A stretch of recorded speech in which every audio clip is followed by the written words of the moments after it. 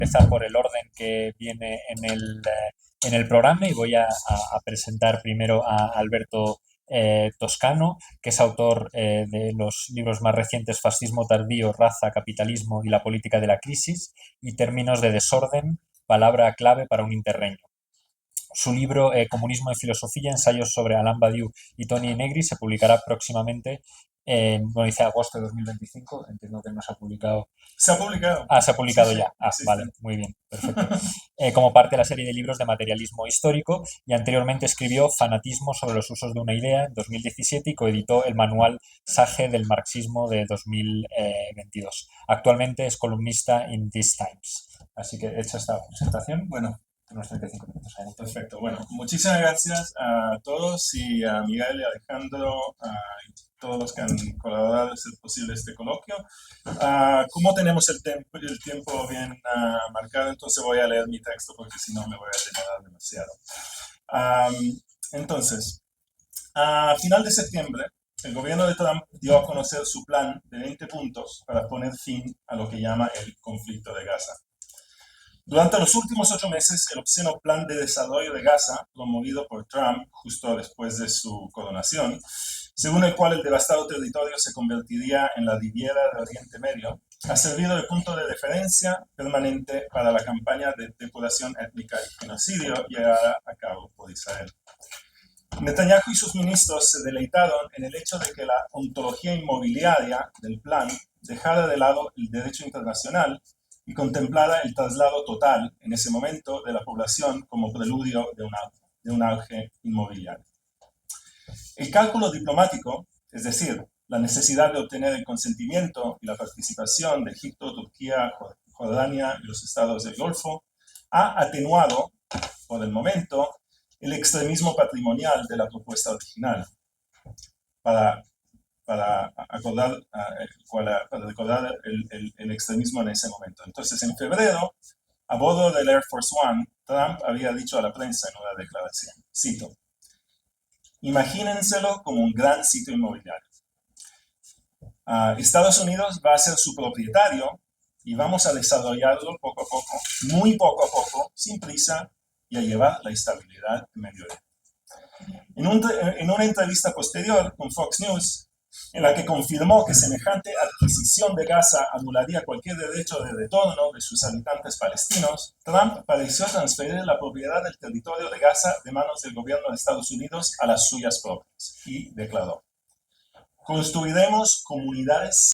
Es mi intención demostrar que semejante designio es tanto un síntoma como una prueba de los íntimos vínculos y las afinidades selectivas entre las utopías aparentemente marginales de la extrema derecha, especialmente en sus inclinaciones tecnofascistas, y las ideologías y prácticas fundamentales del imperialismo contemporáneo.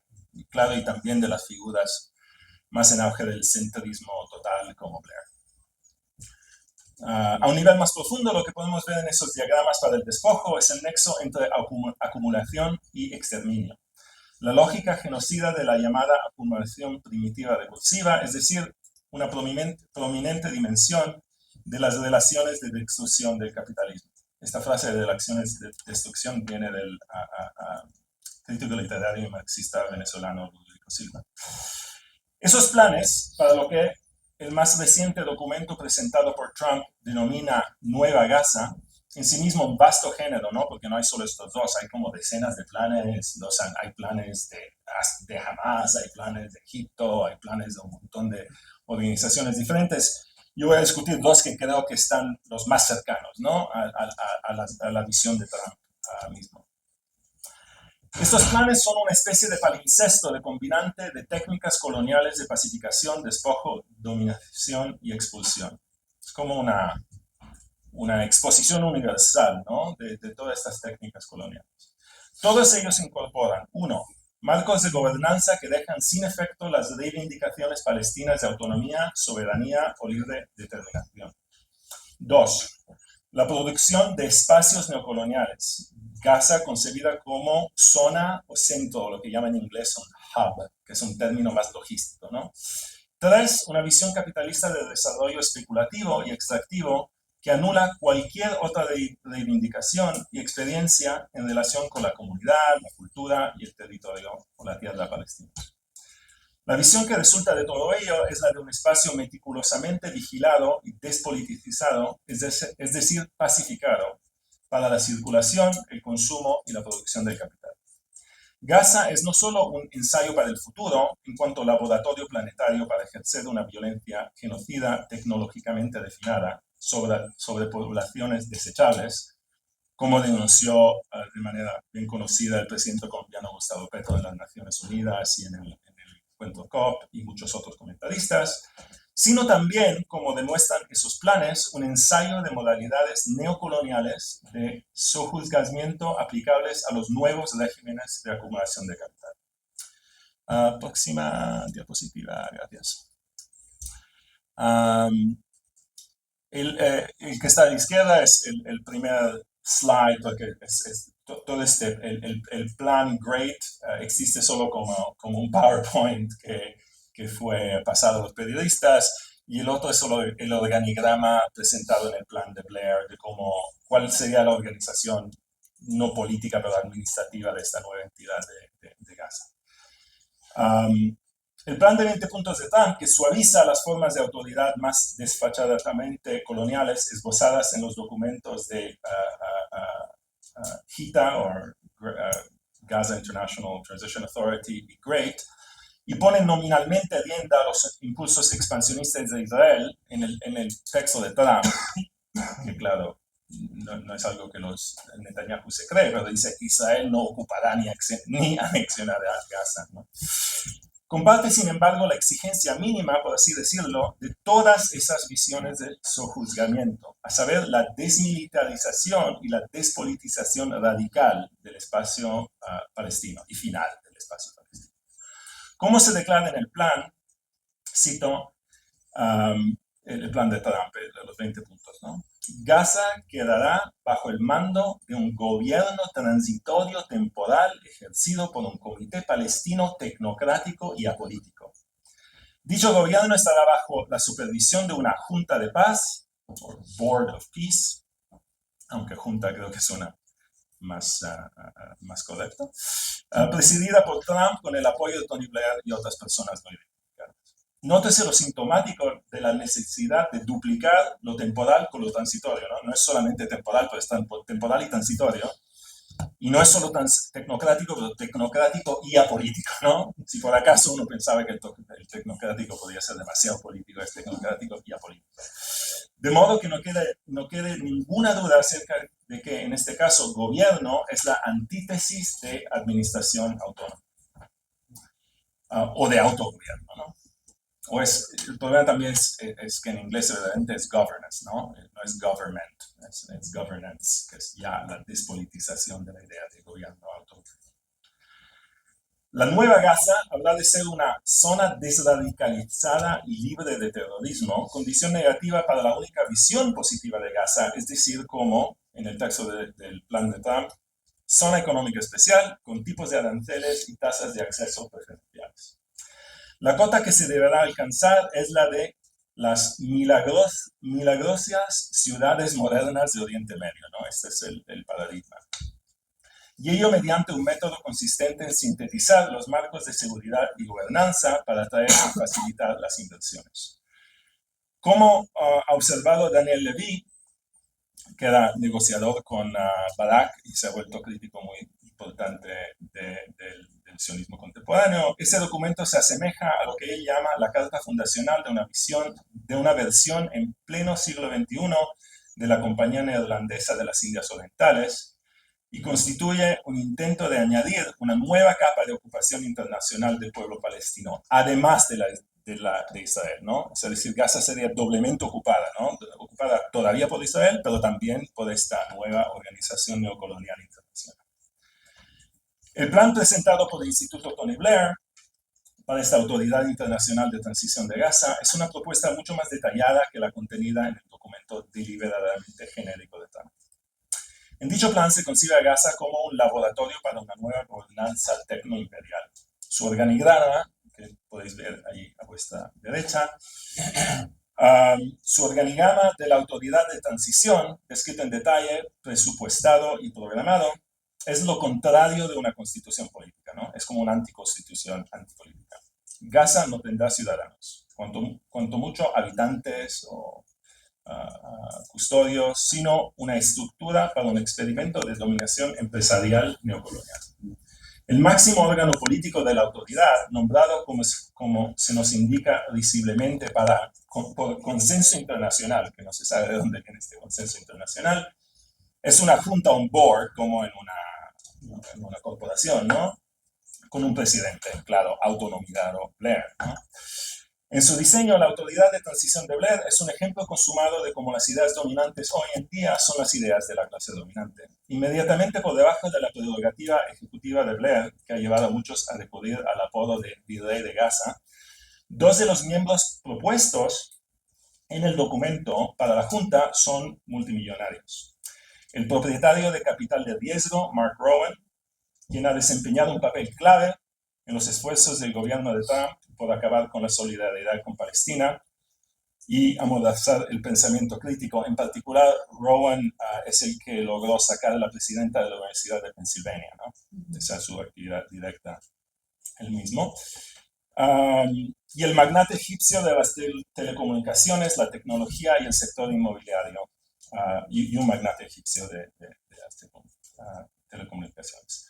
Otro posible miembro de la Junta es el empresario y rabino Ariel Lightstone, figura clave en los acuerdos de Abraham y uno de los fundadores de la denominada Fundación Humanitaria de Gaza, descrita por Médicos Sin Fronteras como un sistema de inanición y deshumanización institucionalizado.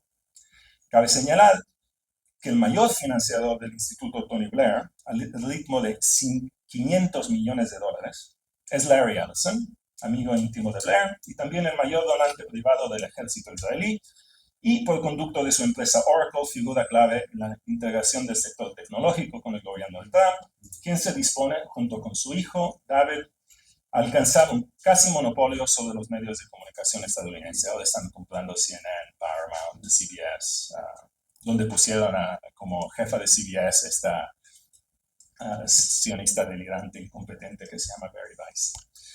Como señalará Amiel Alcalay, la Transition Authority prevé la corporativización de todo un pueblo traumatizado bajo el liderazgo de multimillonarios. Esta es la visión.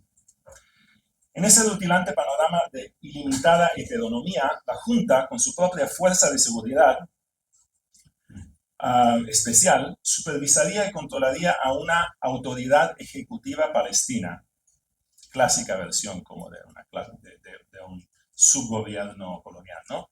Que carecerá de todo poder ejecutivo, aunque se llame ejecutiva, tendrá poca o ninguna autoridad y se verá obligada a renunciar a toda reivindicación nacional palestina. En realidad, las únicas reivindicaciones, y eso es muy significativo, según el plan de Blair, que podrán hacer los palestinos, serán las que hagan en cuanto propietarios, ¿no? No en cuanto ciudadanos o cuanto otro tipo de sujeto político. La AGITA, Great Gaza International Transition Authority, prevé el establecimiento de una dependencia de preservación de los derechos de propiedad, cuya presunta función será garantizar, cito el texto, garantizar que toda partida voluntaria, que ya el término partida voluntaria es bastante obsceno, pero toda partida voluntaria del territorio de Gaza por cualquiera de sus residentes durante el periodo de transición quede documentada, esté protegida por la ley y no comprometa el derecho de la persona a regresar o conservar la propiedad. El hecho de que todo se plantee en términos de partida voluntaria, junto con la vaguedad sobre cómo se podrían adjudicar estas reivindicaciones de propiedad transitorias, es autosintomático. Ahora, la tecnocracia liderada por multimillonarios, esbozada por Blair, adquiere un lustre más tecnofuturista o más distópico en el ya mencionado GREAT, o Fondo Fiduciario para la Reconstrucción de Gaza, o la Aceleración Económica y la Transformación, cuya presentación en PowerPoint, distribuida en la Casa Blanca, causó una considerable consternación luego de haberse filtrado. Como ha señalado la académica palestina Rafik Ziada, el documento se hace eco del Plan Gaza 2035, promovido por el primer ministro israelí Benjamin Netanyahu. Esa propuesta en el 2024, por la cual se concebía a Gaza como un centro logístico saneado, vinculado al megaproyecto NEOM de Arabia Saudita y despojado de toda presencia palestina en algún lado. Ilustrado generosamente con gráficos de inteligencia artificial y gráficos de inversión, el GREAT se sitúa a medio camino entre el plan de gobierno de Blair y Gaza Inc., la modesta propuesta presentada anteriormente por el bloguero de extrema derecha y asesor de la Casa Blanca, Curtis Yarvin. En la fantasía distópica de Yarvin se imaginaba una concepción de la soberanía totalmente corporativizada y privatizada que abandonaría los parámetros mismos del derecho internacional o la política democrática según el modelo de Próspera, la ciudad charter de Honduras, financiada por capitalistas de riesgo como Peter Thiel, Balaji Srinivasan y Mark Andreessen. Para Yarvin, una condición indispensable para convertir a Gaza en, su frase, la primera empresa soberana en unirse a las Naciones Unidas, no es solo deportar a su población, sino también abolir sus títulos de propiedad sobre sus tierras, abstrayéndose, en cambio, en un token fungible. Como declara Yarvin, Gaza sin sus residentes y, lo que es más importante aún, sin su complejo laberinto de títulos de propiedad de la época otomana. Vale mucho más que Gaza con sus residentes, incluso para sus propios residentes. Se trata de 140 millas cuadradas de propiedad inmobiliaria mediterránea, libre de títulos, demolida y desminada, a un costo de quizás $10,000 millones. Ese territorio se convertiría así en la primera ciudad charter respaldada por la legitimidad de Estados Unidos. Gaza Inc., símbolo bursátil, Gaza con una marca de dólar. Al igual que Blair, Yarvin desea que sean multimillonarios sionistas quienes estén al mando de Gaza, pero va tan lejos como para proponer, y esto es un elemento bastante delirante, que la gira promocional de esa oferta pública inicial debería estar a cargo de Adam Neumann, multimillonario israelí estadounidense y cofundador de WeWork. No sé si alguien ha mirado la película sobre WeWork, pero ya da una idea. El núcleo de esa visión especulativa de la privatización como pacificación es la idea que todos, esto es Yarvin de nuevo, ¿no? Todos los títulos de propiedad inmobiliaria tienen en la guerra su bloque de génesis. Entonces, el bloque de génesis es el primer bloque de una cadena de bloques, blockchain, el libro mayor distribuido de transacciones en el que se basan las criptomonedas, ¿no? Entonces, el imaginario es bastante evidente.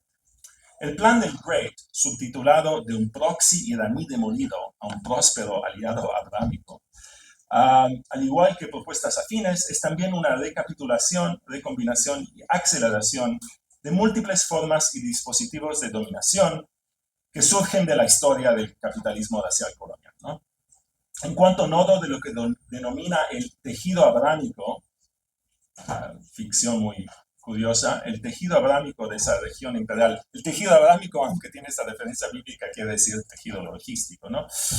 La forma política que adoptará Gaza es la que el texto de GREAT llama una tutela multilateral liderada por Estados Unidos. Según se nos dice, el Fondo Fiduciario gobernará Gaza durante un periodo de transición hasta que una comunidad política palestina reformada y desradicalizada esté lista para tomar el relevo.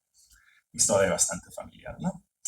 Para poner en funcionamiento esa estructura de gobernanza antipolítica, la maquinaria que habrá de anular la soberanía palestina, basada en la voluntad de los subalternos de madurar hasta convertirse en clientes dispuestos y pacíficos, el GREAT incluye sus propias producciones de espacio neocolonial, es decir, lo que denomina zonas de transición humanitaria libres de Hamas.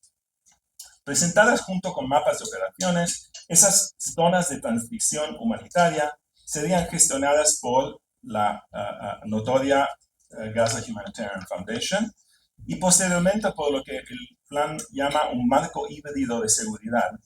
Y son descendientes no muy lejanas, ¿no?, de la práctica británica de reasentamiento en nuevas aldeas en Kenia y Malasia, la política francesa de regroupement en Argelia y la propia estrategia estadounidense y genocida en Vietnam de aldeanización, ¿no? Es la misma idea. En una demostración de la más absoluta continuidad en el imaginario dominante de la contrainsurgencia, a ver si puedes pasar al próximo dispositivo. El después, quizás después volvemos a este, sí. En una demostración de la más absoluta continuidad en el imaginario dominante de la contrainsurgencia, el propio diseño físico urbano de la Nueva Gaza, con sus campos de golf, la idea del campo de golf como operación de contrainsurgencia para que no se puedan es muy trampiana, ¿no? El golf contra el terrorismo, ¿no? Con sus campos de golf y sus zonas verdes, se inspira en la historia de la guerra social en la propia metrópoli imperial. Se puede leer en las diapositivas y creo que esta es casi la única cosa que me sorprendió porque no pensaba que iban tan atrás en su imaginario. Al igual que la estrategia de Haussmann en la París del siglo XIX, ¿no? Este plan tiene como objetivo abordar una de las causas fundamentales de la insurgencia actual en Gaza, su diseño urbano. Claro. Afortunadamente, la disciplina espacial puede complementarse hoy con el control cibernético. Desde el momento que nos dice el texto, todos los servicios y la economía de esas ciudades se realizarán a través de un sistema digital basado en la identificación y alimentado por la inteligencia artificial. Sin embargo, el GREAT tiene un horizonte mucho más amplio que la mera gestión de la pacificación tras el genocidio. En el lenguaje vertiginoso, insustancial de los visionarios del capital de riesgo, se habla de recaudar miles de millones en inversión público-privada, empleando para ello un innovador modelo de financiación en que se conjugarían una especie de fideicomiso de tierras tokenizado, cuyos rendimientos se invertirían en un fondo patrimonial para Gaza.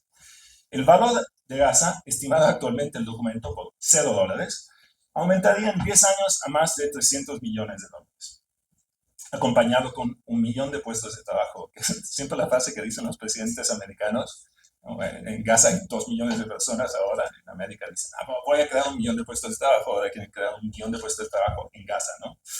Genial. Para la visión del GREAT, es fundamental la idea de Gaza como un centro neurálgico de un vasto complejo regional. Si puedes volver a la diapositiva de antes, porque se ve un poquito la geografía.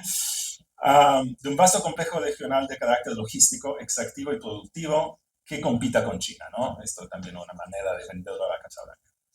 El establecimiento de la Nueva Gaza serviría para acelerar la integración rentable de lo que se llama el corredor económico India-Oriente Medio-Europa y transformar la franja en lo que llaman el centro de la arquitectura regional pro-estadounidense, que asegura el poder económico, político y militar sobre la circulación de energía, capital, y hay mucha énfasis sobre materias primas y sobre todo minerales de tierras raras. Como sostiene Ziada, lo que se tiene en mente no es la recuperación de los residentes de Gaza, sino la conversión de Gaza en un centro logístico al servicio del IMEC. Una administración fiduciaria corporativizada para el capital global. En el GREAT, concluye Ziada, Gaza se describe menos como una sociedad que como un activo en dificultades que hay que revender. Se trata del capitalismo del desastre en su forma más aguda. Es la devastación reformulada como condición para la ganancia especulativa. Y esto se puede ver también, no voy a discutir demasiado eso, pero también esta visión de los 10 proyectos que ya tienen todos nombres de multimillonarios o de líderes despóticos, ¿no? La autopista circular Mohammed bin Salman, la autopista central Mohammed bin Zayed Al Nahyan, la Elon Musk zona de fabricación inteligente y la Riviera de Gaza, que claro le dan eso con también islas artificiales, ¿no? Y hay muchos detalles sobre la calidad de estas inversiones financieras, la estructura del capital en este caso. Ahora quiero moverme un poquito a la conclusión. En esta panoplia de planes, cuyas intenciones, ideología, circulación y personal se solapan, asistimos a la espantosa cristalización de las relaciones de destrucción que gobiernan el actual momento. Frente a las secuelas del genocidio, lo justifican e integran retroactivamente como una condición indispensable para una nueva ronda de integración imperial regional, acumulación y desarrollo. En el futuro perfecto que subyace a la temporalidad especulativa de estos planes, el genocidio habrá sido el preludio necesario para un luminoso futuro de expansión inmobiliaria especulativa, integración logística extractiva y hegemonía regional. habrá roto la espiral de desdesarrollo de Gaza para hacer posible una nueva Gaza de desarrollo hipercapitalista. También habrá desmentido la advertencia expresada por el ex diplomático estadounidense Josh Paul de que no se puede construir ninguna vivienda sobre los huesos de los muertos. Por el contrario, para Trump, Blair, Netanyahu y sus multimillonarios patrocinadores, en Gaza no se puede construir una vivienda sino sobre los huesos de los muertos. Lo que delevan los planes, entre líneas, es una variante del siglo XXI de la racialización de la guerra como proceso de devaluación y inversión. Esto se ve muy bien en el plan de Craig, ¿no? Ahora el valor de Gaza es cero, va a ser 300 millones de dólares. Observar el genocidio a través del prisma de los planes nos revela la propia lógica de eliminación del capital, en el que una guerra de exterminio se delata como lo que Eric Alias y Maurizio Lazzarato llaman una guerra de acumulación, ya que la destrucción de seres humanos, de sus relaciones, instituciones, de su cultura y de su tierra, de sus ciudades, de su espacio y de su naturaleza, se evidencia retroactivamente como lo que Marx en el Capital llamó el invernadero de la acumulación, ¿no? O el caldo de cautivo de la acumulación. Si bien el genocidio no fue impulsado directamente por una estrategia capitalista de acumulación, estos planes lo reinscriben como parte integral de semejante estrategia. Lo que Raphael Lemkin, que conoció el término genocidio, describió como el ataque sincronizado contra diferentes aspectos de la vida de los pueblos cautivos, se transforma en este caso en condición necesaria de los megaproyectos, los nuevos corredores logísticos y las infraestructuras para minerales de tierras raras, los hidrocarburos fósiles y las cadenas de materias primas. Pero también de los enormes conjuntos tecnológicos de violencia concentrada, ahora impulsados por inteligencia artificial, que son necesarios para garantizar esos patrones de circulación y acumulación.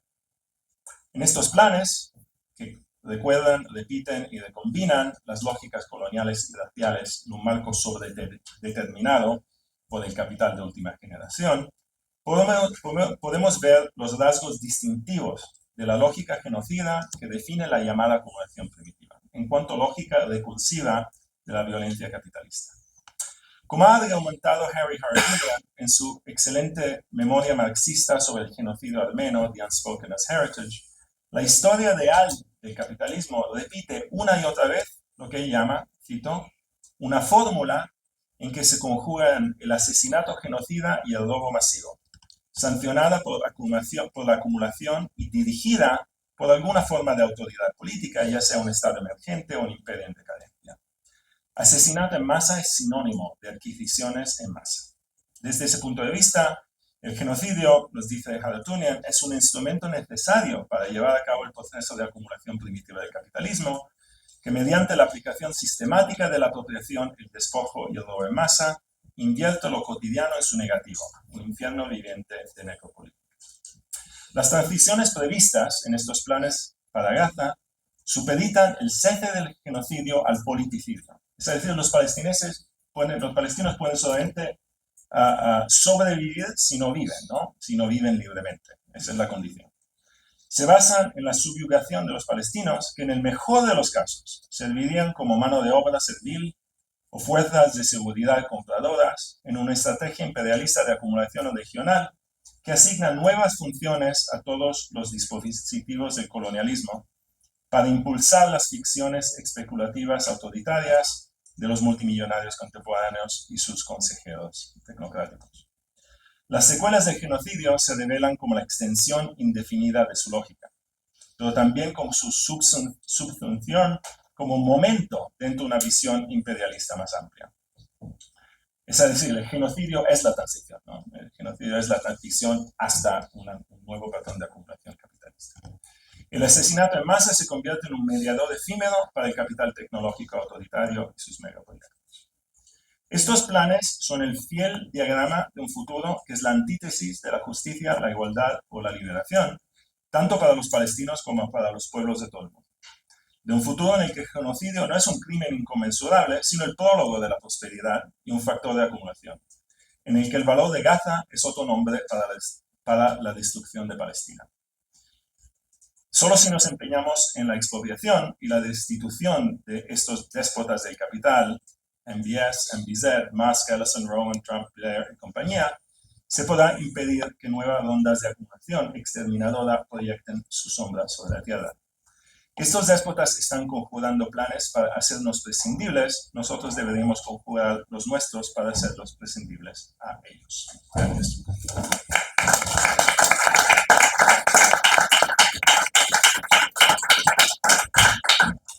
Sus áreas de especialidad son los estudios de género y ciencia, la filosofía de la biología, el transfeminismo y la filosofía de la subjetividad.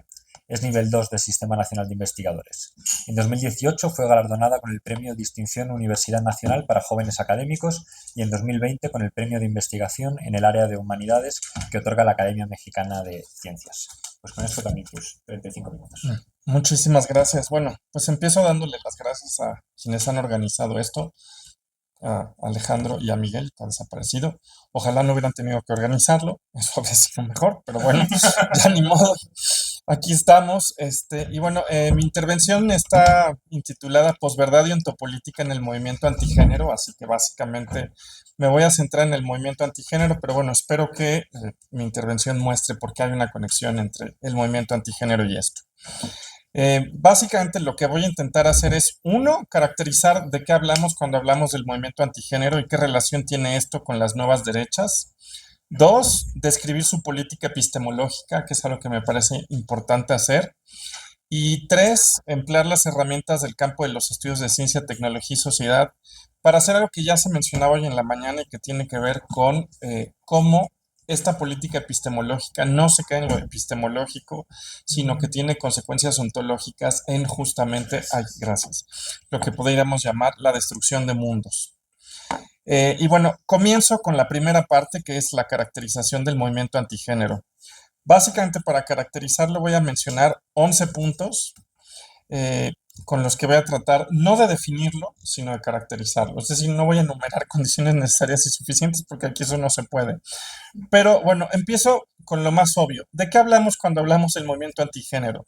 Básicamente estamos hablando de un movimiento que tiene una serie de actores heterogéneos que tienen como objetivo el hacer retroceder de manera muy acotada lo que podríamos llamar los derechos sexuales y reproductivos de las mujeres y de las diversidades sexuales y de género.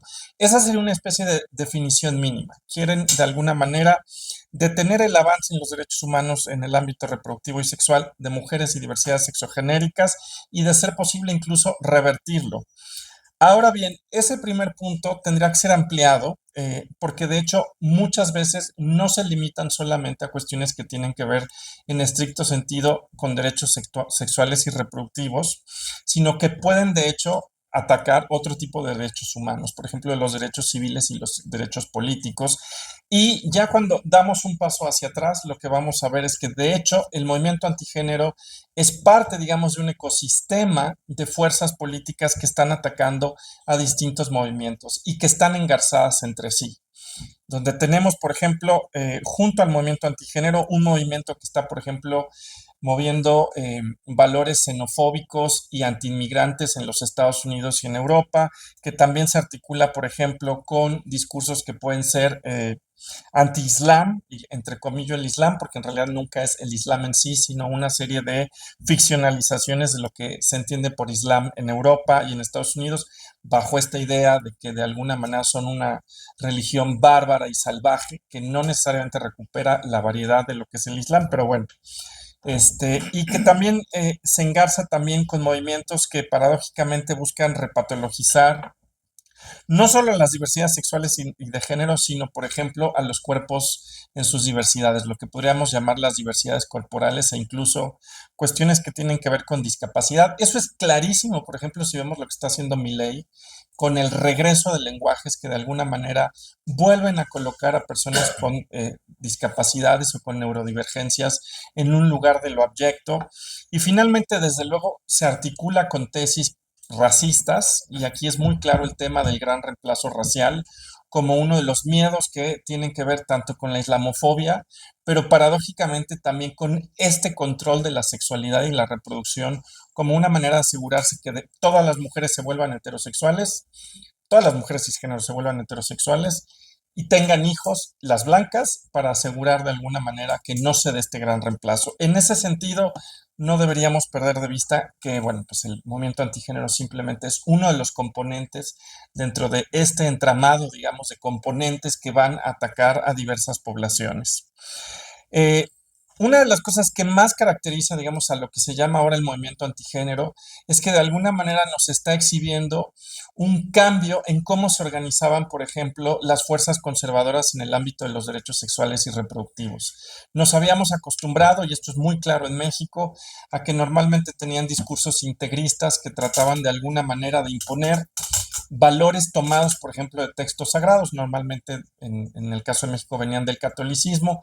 En América Latina, ahora vemos, pues hay una alianza entre católicos y protestantes que hubiera sido impensable antes, pero que lo que justamente vemos es que esos viejos discursos sobre todo tenían una apuesta integrista de llevar, digamos, una serie de valores religiosos a estructurar la vida pública. Y lo que vemos ahora es que eso ha cambiado y están apostando de alguna manera por una serie de estrategias donde no necesariamente es que ya no tengas actores integristas. Estos siguen existiendo y tienen mucha fuerza en América Latina, pero de alguna manera ahora tenemos, por ejemplo, también un sector de la derecha en este campo que va a tomar sobre todo un tono mucho más secular. Y eso es una de las innovaciones que tiene, porque, por ejemplo, lo que van a hacer ahora es cooptar el propio lenguaje de los derechos humanos y el lenguaje de la ciencia, concretamente de la ciencia biológica. Y esto en un ambiente secular ha resultado mucho más eficiente y además ha generado que cierto sector de las izquierdas esté de alguna manera, pues, ¿cómo decirlo? Ha caído en cierto anacronismo porque nos habíamos acostumbrado a que el argumento de la laicidad era el argumento más poderoso para frenar los argumentos integristas. Lo sigue siendo dentro de todo, pero el problema es que ya no solo hay argumentos que se formulan desde lenguajes integristas, sino que ahora hay posiciones seculares que de alguna manera se oponen a los derechos sexuales y reproductivos de mujeres y diversidades sexuales y de género, y lo hacen precisamente al cooptar los lenguajes de los derechos humanos y de la ciencia. Y aquí yo quisiera decir que mi posición personal es que es una cooptación de las formas y de los vocabularios, pero no necesariamente de en sí, ni de la ciencia, ni de los lenguajes, ni de los derechos humanos en sí. Sostengo todavía que dentro de lo limitado que puede llegar a ser el marco de los derechos humanos, en realidad hay una serie de cuestiones como por ejemplo la integralidad de los derechos humanos, el hecho de que, por ejemplo, nunca puedes tener un retroceso en los derechos humanos que son incompatibles con las estrategias que está usando este nuevo sector de la derecha. De alguna manera, el principio de progresividad es incompatible, por ejemplo, con lo que ellos defienden, pero de alguna manera lo que hacen es cooptar el lenguaje y para el grueso de las audiencias eso es suficiente para que en efecto aparezca como una posición legítima. Ejemplo, cuando te dicen, oye, pues simplemente estamos defendiendo la libertad de expresión, estamos defendiendo la libertad simplemente de prensa, incluso de que nuestra prensa pueda simplemente expresar estas dudas, y lo formulan así, incluso cuando las posiciones que avanzan pueden ellas mismas ser lesivas de los derechos humanos de otros sectores. Pero bueno, ahí vemos un ejemplo muy claro de cómo se usa el lenguaje de los derechos humanos. No es el único, quizás, para mencionar otro ejemplo muy conocido, el hecho de que se invoque el derecho de los padres, por ejemplo, para decidir qué educación sexual van a recibir sus hijos, es un ejemplo por demás claro, porque de alguna manera en sí contraviene el principio de integralidad e interés superior del menor, pero no importa, porque parece que en efecto es un derecho de los padres y se formula en estos términos. Entonces, este es uno de los puntos más importantes, la cooptación del lenguaje de los derechos humanos, y el otro, la cooptación de los derechos, de los lenguajes de la ciencia, que también tiene una fuerza tremenda, porque lo que van a hacer es que ellos están, de hecho, apelando a la biología, están apelando a hechos biológicos, y ojo, estamos quizás más acostumbradas y acostumbrados a detectar eso, sobre todo en contra de poblaciones LGBT, en especial población trans, pero lo hacen también en el tema del feminismo y de los derechos de las mujeres, como cuando, por ejemplo, sostienen que la familia es una institución nacional, no, una institución natural que es producto de la evolución biológica y que de alguna manera es una institución que evolucionó hace 200.000 años. Esto que en filosofía de la ciencia le han llamado la tesis de los picapiedra, porque justamente supone que la familia actual es la que había hace 100.000 años, como con Pedro Picapiedra y Vilma, que es una familia nuclear de los años 50, pero hace 100.000 años, pues es exactamente lo que están defendiendo. Eh, pero en efecto, parece que están defendiendo una tesis biológica que de alguna manera naturalizaría los roles de género y no solo los naturaliza, sino que de hecho te dice, estos se forjaron por selección natural, por tanto son los más adaptativos y tendrían que ser mantenidos. Y eso les ha dado precisamente una enorme eficacia en espacios seculares. Y más allá, digamos, de este aspecto de la cooptación del lenguaje, los derechos humanos y de la ciencia, paradójicamente, y bueno, quizás no es tan paradójico, un cuarto elemento tiene que ver con que suelen operar ya en un contexto donde hay una gran cantidad de población que está inmerso todo el tiempo en redes sociales, en un contexto donde ahora tenemos movimientos sociales que han sido caracterizados como los activismos del hashtag. Piensen desde luego lo que en su momento llegó a ser Twitter, que ahora X no se le parece, pero que en su momento logró justamente que tuviéramos capacidad de organizarnos transversalmente, incluso a lo largo de distintos contextos nacionales. Piensen dónde estaban los feminismos hace 7, 8 años, en el inicio de lo que era la cuarta ola y la importancia que tuvo el activismo del hashtag. Tuvimos por primera vez marchas masivas, globales, sin un liderazgo concreto y con una serie de significantes que circulaban, por ejemplo, por toda América Latina. Un ejemplo muy claro era el ni una más, que baja Argentina, se vuelve ni una menos y vuelve a subir. Pero justo lo que vemos es la importancia del activismo del hashtag, es decir, la idea de que puedes tener significantes que en sí mismos no poseen un contenido realmente claro de nada, pero que pueden movilizarse y en cada contexto van a ir adquiriendo un sentido distinto. En el caso de la derecha, piensen en frases como con mis hijos no te metas, que por cierto es una de las contribuciones del movimiento antigénero peruano al mundo, pero de alguna manera lo que te muestra es precisamente que tienes una serie de frases hechas que no necesariamente aterrizas en algo muy claro, o sea, ¿qué significa biología sí, ideología no? ¿Qué biología es esa? ¿La de los picapiedra? Pues quizás, pero justamente lo que pasa con eso es que es un significante vacío que se mueve a través de los contextos y que en el contexto del activismo del hashtag es muy útil. Y eso lo que genera es toda una serie incluso de redes e incluso una serie de bases que comparten estas ideas y que, bueno, va a tener una serie de consecuencias importantes. Y esto tiene que ver con otro elemento y es precisamente con que construyen discursos que tienen para tomar un término de la filosofía de la tecnología, una enorme flexibilidad interpretativa. Y esto es algo que les permite, por ejemplo, moverse entre contextos que aparentemente podrían parecer muy distintos y sin embargo llevar los mismos significantes, llevar una agenda que parece la misma, aunque no lo es. Y eso, de hecho, una de las cosas que ha logrado es echar a andar, por ejemplo, alianzas globales, incluso con agendas locales que no son del todo congruentes. Pongo un ejemplo muy concreto de qué me refiero. Alguien podría decir, bueno, el movimiento antigénero, por ejemplo, en Estados Unidos está articulado con un nuevo racismo bastante recalcitrante, en el caso de Europa también con una, digamos, con un discurso antiislámico. Y alguien podría decir, bueno, no hay manera de que eso pudiera operar en el continente africano teniendo este componente racista y este componente antiislámico. Y sorpresa, sorpresa, sí funciona. Si alguien, por ejemplo, va al Congreso Mundial de las Familias, se va a encontrar sorprendentemente que hay un movimiento antigénero africano que tiene, de hecho, actores que pueden ser incluso africanos negros, que también avanzan un discurso antigénero y que se alían con personas que en otras partes del mundo, de hecho, tienen posiciones abiertamente racistas. E incluso tienes movimientos, aunque no necesariamente aliados explícitamente con el movimiento antigénero del norte global, que sí están impulsados por sectores religiosos, por ejemplo, del mundo islámico. Entonces, lo que vemos aquí es que algunas de estas digamos, estrategias retóricas tienen la capacidad de moverse entre contextos muy distintos y eso de hecho es algo que va a permitir generar alianzas incluso cuando no tienen objetivos del todo parecidos. Y Otro elemento que me parece importante mencionar en esta caracterización para no centrarnos solamente en lo discursivo y en cómo opera su discurso tiene que ver con la dimensión afectiva. Y esto es una cuestión que es muy importante mirar cuando estamos hablando del movimiento antigénero. La vieja derecha integrista sobre todo movilizaba lo que, por ejemplo, se conocen como emociones políticas centradas en el asco y en el odio.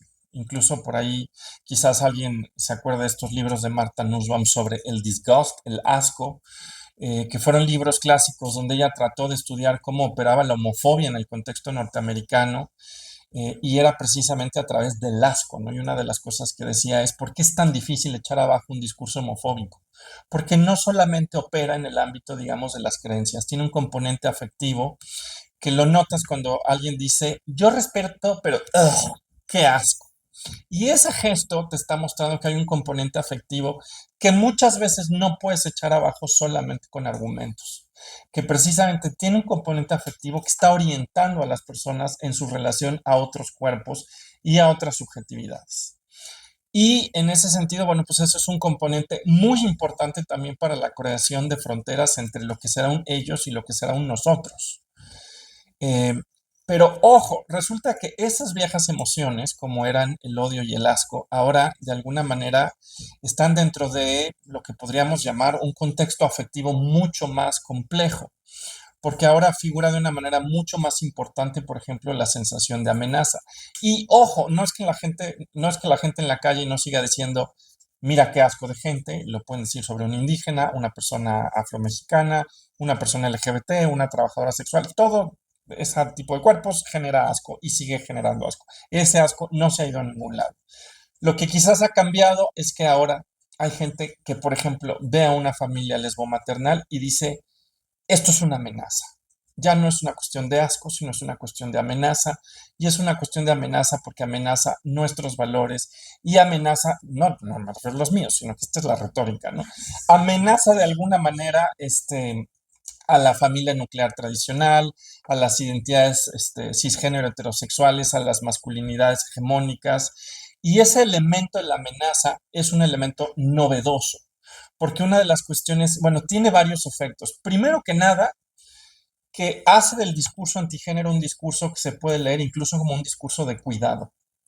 De repente nos ponemos a mirar estos discursos como discursos discriminatorios, discursos que vulneran derechos, pero lo que no reconocemos es que para sus audiencias son discursos de cuidado, de que están cuidando a ese modelo de familia, a ese modelo de masculinidad, a ese modelo de, no sé, de educación sobre las infancias, a esa configuración religiosa. Y en ese sentido, al describir digamos, a esas alteridades como una amenaza, se posicionan a sí mismos como un discurso de cuidado. Y eso es algo que también los hace tan atractivos, por ejemplo, porque de repente nos preguntamos, ¿y por qué estos chavitos se radicalizan y se van a estos espacios? Porque resulta que no supimos inventar un discurso que de alguna manera fuera un discurso de cuidado sobre estas nuevas masculinidades, y ellos sí. Nosotros no pudimos hacer. Incluso había cierto cinismo de, ay, nuevas masculinidades, jajaja, qué neoliberal. Y lo peor es que sí era muy neoliberal, pero no pudimos pasar de eso y hacer algo genuino. Y entonces llega el Temach y ofrece un discurso que nos puede parecer que vulnera los derechos de mujeres y diversidades, pero que puede ser leído también bajo cierta lógica afectiva como un discurso de cuidado. Y al mismo tiempo, una de las cosas que hace precisamente es representarnos como una amenaza, y eso, hay que decirlo, hace mucho más difícil que los viejos mecanismos que, digamos, operaban dentro de un pacto liberal funcionaran. Porque, por ejemplo, en una sociedad como la mexicana, si tú vas a la Comisión de Derechos Humanos de Ciudad de México, la Comisión de Derechos Humanos Federal, te van a decir, bueno, pues es que hay una distinción entre un discurso discriminatorio y un discurso de odio. El discurso discriminatorio está protegido porque aunque puede hacer un acto de discriminación, no invita a la violencia. El discurso de odio es el que invita a la violencia. Y cuando usas emociones como el odio y el asco, es muy fácil que invites a la violencia. Pero la sensación de amenaza de alguna manera triangula eso. Porque tú en cierto sentido no estás llamando a que violenten. Al contrario, estás diciendo nos están violentando. te colocas en una posición de víctima, y entonces eso que sí puede desencadenar, y de hecho está desencadenando dinámicas de violencia, es algo que no puede ser regulado por la distinción entre discurso discriminatorio y discurso de odio como la hemos construido ahora. Y de hecho, otra cosa que hace precisamente es que coloca a los sectores conservadores como víctimas. Y eso genera una relación en términos de empatía distinta, porque las audiencias podrían tener una empatía con alguien que, por ejemplo, recibiera un discurso de odio a través de algo como el asco. No, no, es que eso se ve muy mal. Pero cuando es la noción de amenaza la que está jugando ese papel, la empatía opera distinto. Entonces hay que decir que, bueno, pues hay una lógica afectiva también que es distinta. eh, y bueno, para seguir caracterizando al movimiento antigénero, aquí hay desde luego una discusión en la literatura sobre cuándo podemos de hecho empezar a hablar de un movimiento antigénero. Yo muy al principio decía, básicamente estamos hablando de una transición de viejas derechas integristas a nuevas derechas que tienen una vena integrista, pero que tienen una vena secular. Y hay una discusión, por ejemplo, Sonia Correa dicen que habría que irse hasta los años 60 y no a los años 90, que de alguna manera es el punto de inicio común. Por ejemplo, aquí en México, Marta Lamas, ahora que ha estado presentando su nuevo libro de ideología de género, un poco se sube a los años 90 como esta fecha de inicio, diciendo, bueno, el movimiento antigénero es una reacción, sobre todo empezó con el Vaticano, ante las conferencias del Cairo y de Beijing, que llevan el lenguaje de género a los lenguajes de derechos humanos, y es una reacción ante eso, nos dice, por ejemplo, Marta Lamas, y en eso hay mucha gente que dice lo mismo. Y Sonia Correa dice, no, en realidad estos movimientos tendríamos que rastrearlos desde los años 60 tardíos como una respuesta a todo lo que fueron los movimientos contraculturales de los años 60. Es un movimiento mucho más profundo. Sí es cierto que tiene una serie de cambios importantes en los 90, pero es una respuesta que empieza a fraguarse de inmediato una vez que surge el movimiento feminista a segunda ola, el movimiento por los derechos civiles de los afroamericanos, el movimiento LGBT. Dice, esto empieza en los 60, sí es cierto que en los 90 cambia, hay por lo menos dos motivos por los que cambia. Uno es porque llega el lenguaje de género a las Naciones Unidas y esto desde luego muestra que está hegemonizándose y eso sí, claro, lleva también a otro tipo de ataque, o sea, un ataque incluso podríamos llamar en términos de estrategias conceptuales, al acuñar, por ejemplo, un término como ideología de género y tratar de decir, bueno, necesitamos disputar los significantes porque la mitad de la pelea es qué significantes usaremos para pensar.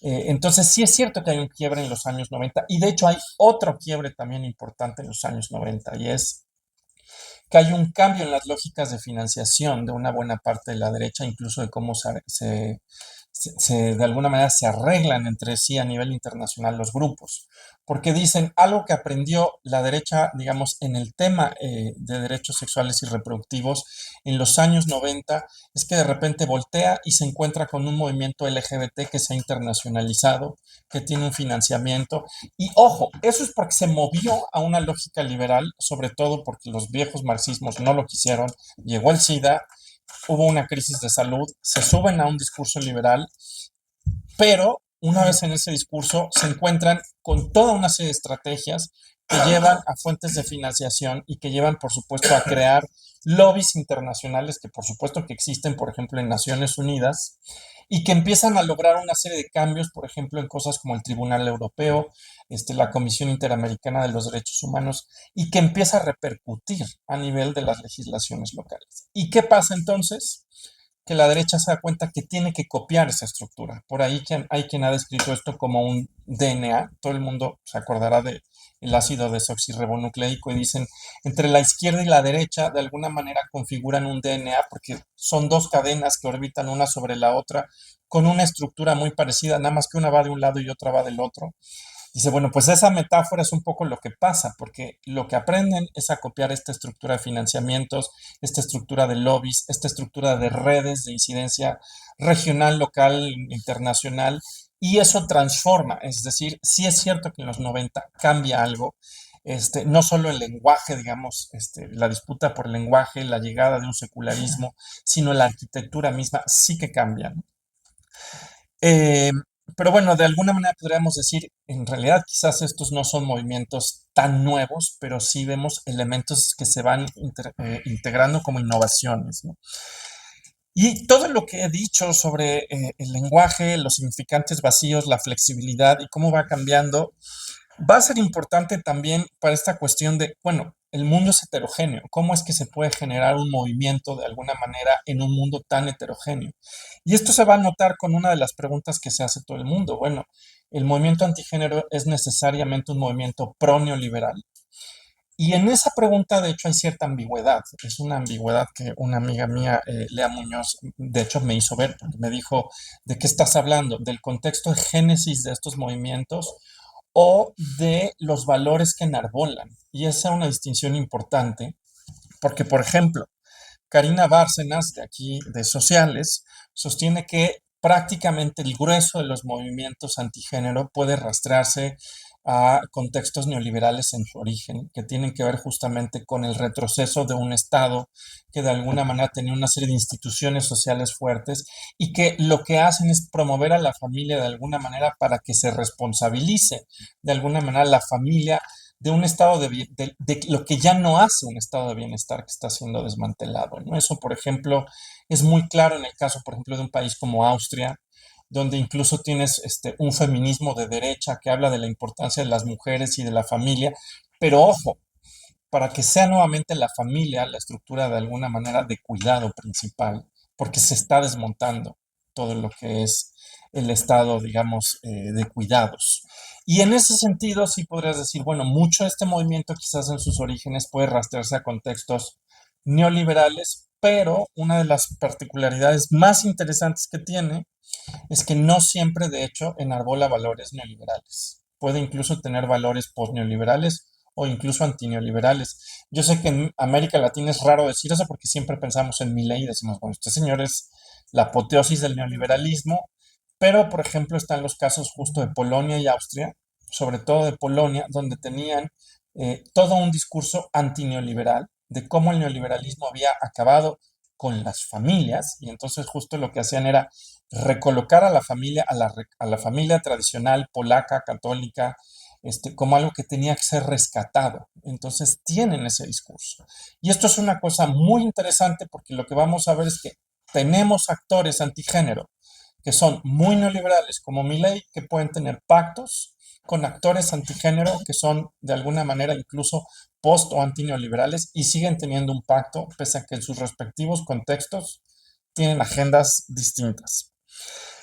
Eh, y una cuestión justamente que se nota a raíz de poner atención en eso es que de hecho esta adaptabilidad a contextos les lleva precisamente a que construyan a su oponente, que va a ser la llamada ideología de género, y los grupos LGBT, los grupos feministas, de maneras también muy contextuales.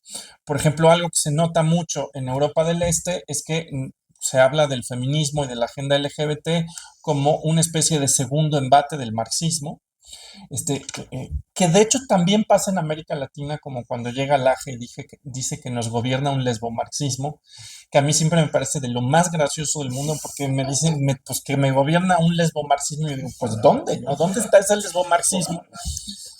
Pero además, pues eso no tiene sentido, ¿no? O sea, porque digo, ¿de dónde sacó que hay una cosa que se llama lesbomarxismo? O sea, sí hay lesbianas marxistas, no voy a decir que no.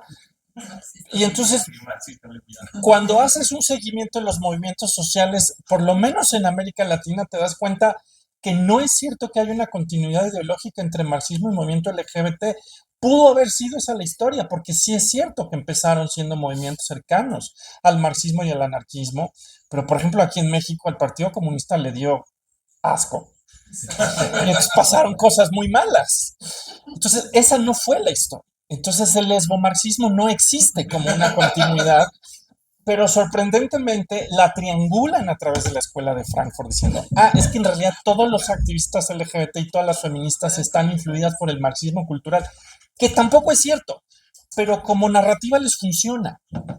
Y por ejemplo, eso en Europa del Este ha funcionado mucho y en una parte de América Latina ha funcionado mucho. Y de alguna manera eso permite engarzar viejos miedos con nuevos miedos.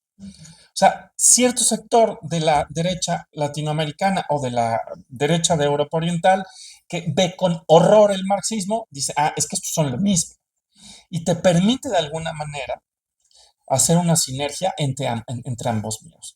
Pero ese no es un discurso, por ejemplo, que verías en Europa Occidental, donde de alguna manera lo que te van a decir es, esto más bien es neoliberal, es una americanización, o en África, donde incluso van a decir que esto es colonialismo. Y América Latina es fantástica porque todo se dice.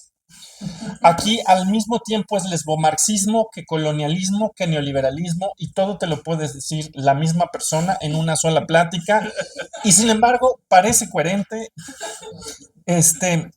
Pero bueno, más allá de que nos parezca gracioso, de alguna manera sí te muestra por qué esto ha sido tan exitoso, porque es capaz de moverse en distintos contextos y crear un enemigo que siempre es un enemigo distinto, pero acorde a ese contexto, y que moviliza una serie de emociones de las que yo hablaba hace rato, pero por ejemplo no mencioné que ahora no solo, o sea, habría que ver cómo, por ejemplo, hay un uso, por ejemplo, no solo del odio, del asco y de la amenaza, sino del amor.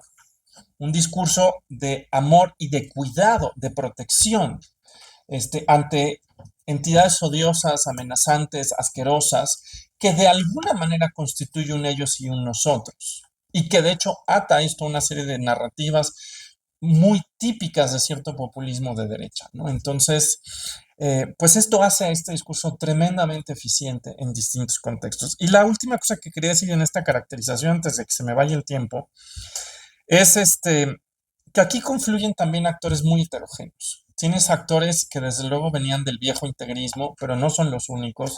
Tienes actores que incluso vienen de viejos sectores de izquierda que por X o Y razón terminaron en estos espacios. Me refiero a grupos de feministas, pero por ejemplo en España también tienes algunos viejos marxistas, algunos viejos anarquistas que se han subido aquí con la idea de que en realidad hay que subirse al movimiento antigénero porque el discurso de género ha desplazado las viejas luchas de la izquierda y entonces es un enemigo en realidad al que habría que atacar.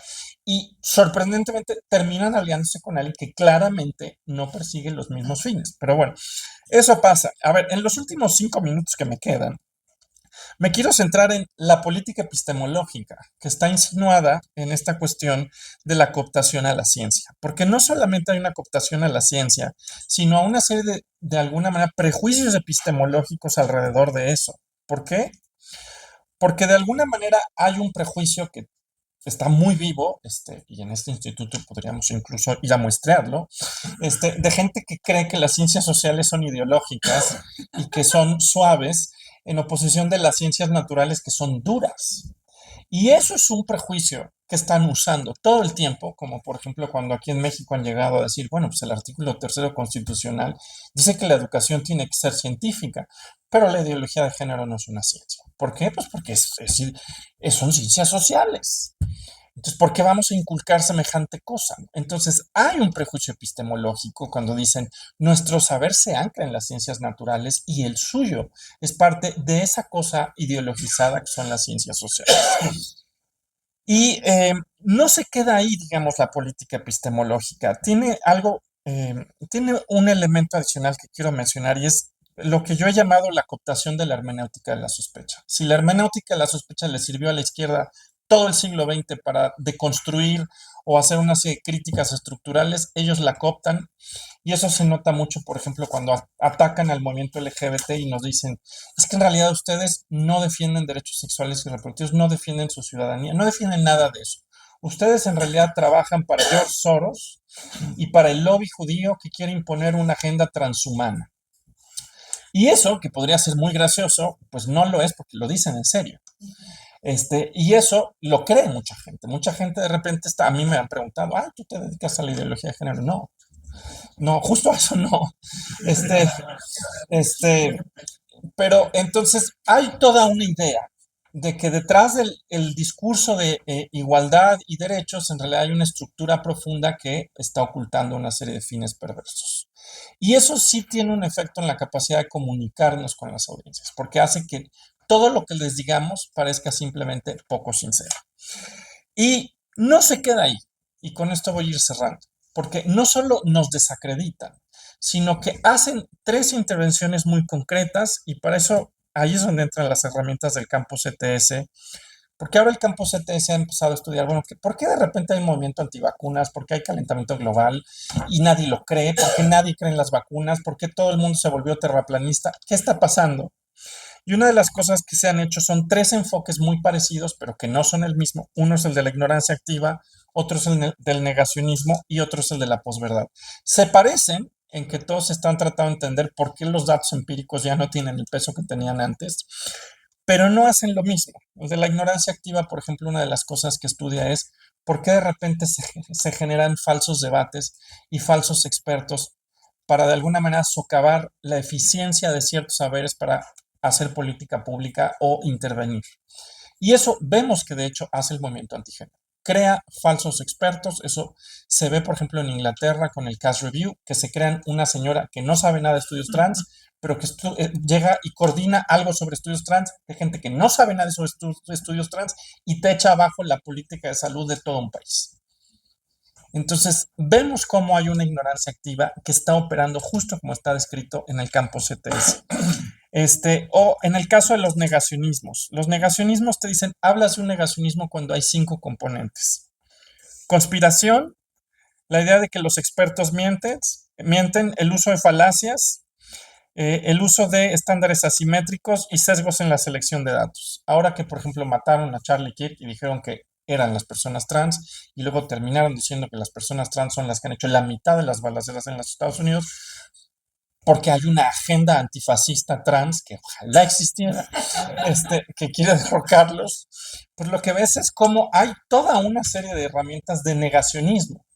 Y para concluir, y esta es la idea, quisiera decir que esta política epistemológica no podemos desatenderla, porque no solamente está, digamos, impactando en las audiencias y en lo que las audiencias creen y creen que saben, sino que de hecho hacen una cosa mucho más grave, y eso lo vemos con Trump y el ataque a la Fundación Nacional de Ciencia, a los institutos nacionales de salud, las prohibiciones de usar ciertas palabras, y es que lo que se busca también es desmantelar ciertas configuraciones actanciales, como diría Bruno Latour, ciertas redes de actantes que sostienen ciertos hechos científicos, que sostienen saberes, que han construido mundos dentro de todo más dignos para ciertas poblaciones.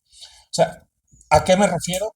Que hubo saberes que lograron la despatologización de las identidades LGBT, hubo saberes que echaron abajo la idea de que las razas existen y aquí hay unas mejores que otras, hubo saberes que echaron abajo la idea de que las mujeres son por naturaleza inferiores. Todos esos saberes descansan en redes de actantes y en saberes específicos. Socavar esas redes de actantes es socavar esos saberes, es socavar esos hechos y es socavar los mundos que eso sostiene.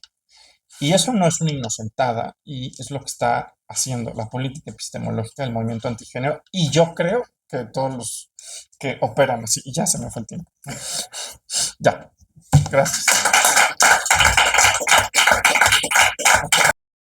UNAM y su investigación se centra en las insurgencias políticas, el populismo y la política liberal, y su próximo libro es el libro de los otros, Schmitt, Althusser, Laclau, Rancière y la política, de Routledge, ahora de este año. Así que ahí tienes tú. Gracias. Mi trabajo también es estructurado que los anteriores, son ideas para tratar de entender qué es lo que está pasando.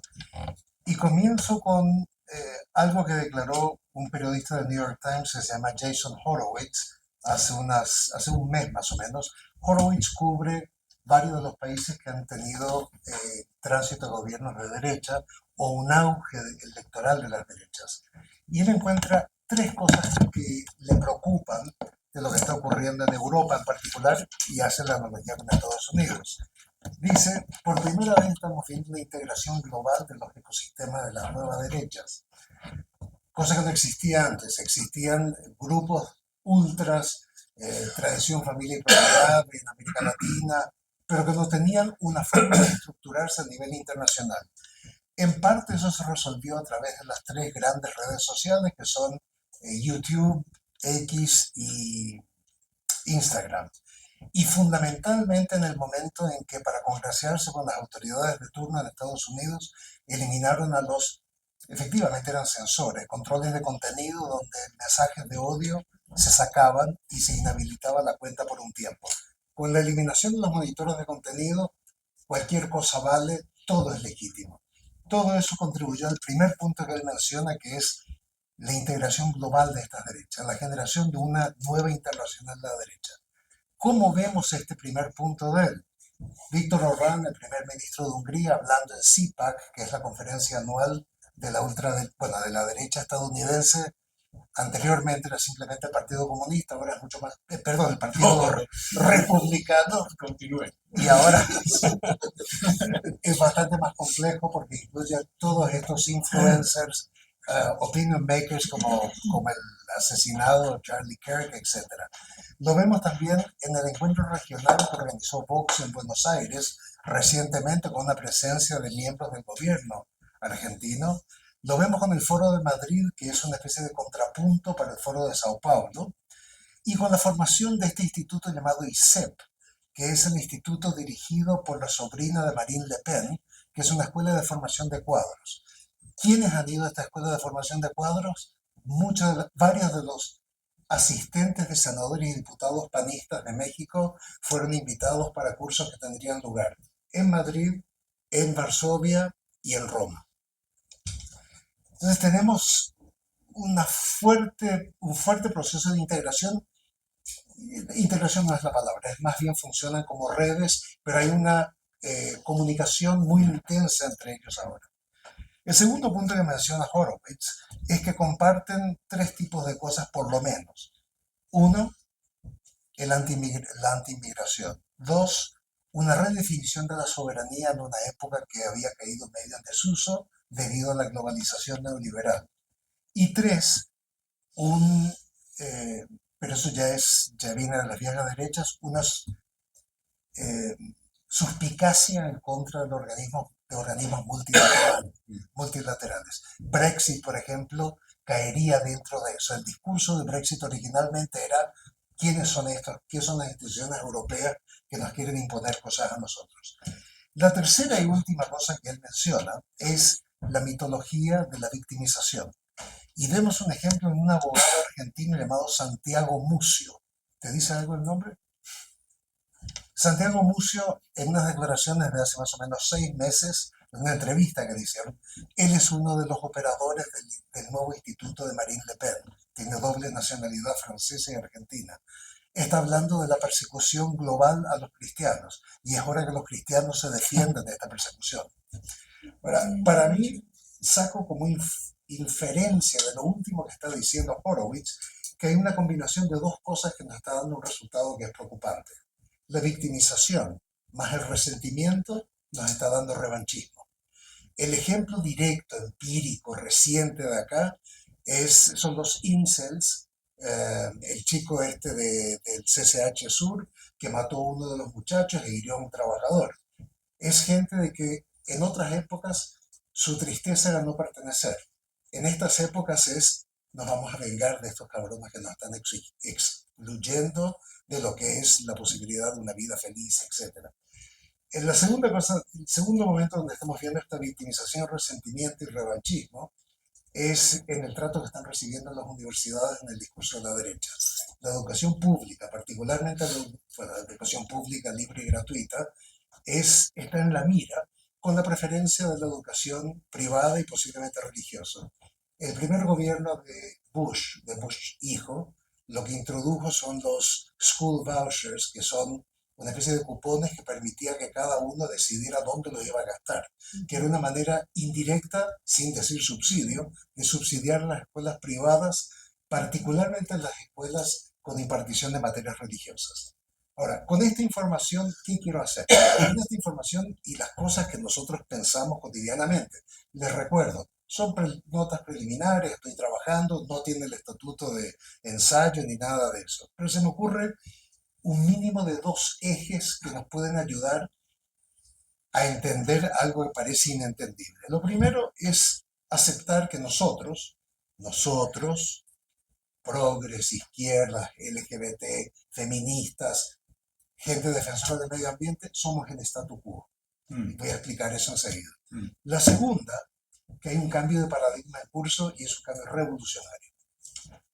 Es revolucionario porque voy a explicar esto después, las nuevas derechas se pueden calificar con ayuda del trabajo de un historiador del pensamiento alemán, básicamente, Jeffrey Herf, con un libro llamado El modernismo reaccionario, para definir a Carl Schmitt, Werner Sombart, Heliópolis. Junger, Ernst Junger, gracias.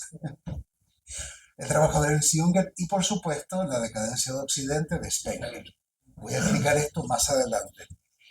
Y el segundo aspecto de este cambio de paradigma y el carácter revolucionario es que tiene una imagen de pensamiento. Y la imagen de pensamiento es algo que se llama Estado iliberal, que algunos a veces llaman democracia iliberal, que es un término que introdujo a mediados del 2014 Víctor Orbán en Hungría para explicar los cambios que están ocurriendo. Pero antes de describir lo que es que somos el statu quo en buena parte, quiero decir una cosa que nos puede ayudar y es una frase que voy a usar hacia el final de esto.